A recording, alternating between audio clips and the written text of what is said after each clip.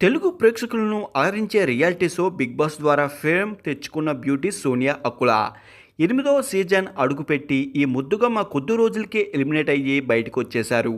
'Big బాస్'లో ఉన్నప్పుడు తన ప్రియుడు యాస్ గురించి బయటపెట్టింది. ఆ తర్వాత కొన్ని రోజులకే డిసెంబర్లో యాస్వీర్ గ్రోనీతో 7 అడుగులు వేసేసింది. నవంబర్లో నిశ్చితార్థం చేసుకున్న ముద్దుగుమ్మ నెల రోజులకే పెళ్లి బంధంలో అడుగుపెట్టేసింది. ఇటీవల తిరుమలను సందర్శించిన సోనియా తాజాగా అభిమానులకు అదిరిపోయే గుడ్ న్యూస్ చెప్పేశారు.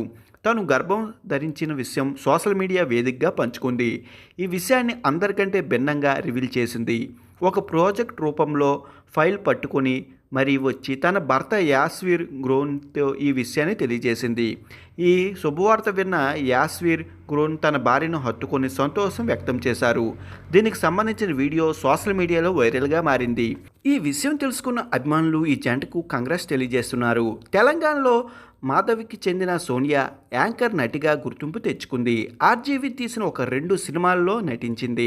అలా బిగ్ బాస్ 8లోకి వచ్చింది. ప్రారంభంలో స్ట్రాంగ్ కంటెస్టెంట్ అనిపించుకుంది. కానీ నిఖిల్ పృథ్వీతో నడిపిన లవ్ ట్రాక్ ఈమెపై విపరీతమైన నెగిటివిటీని తీసుకొచ్చింది. దీంతో ఎలిమినేట్ అయిపోయింది.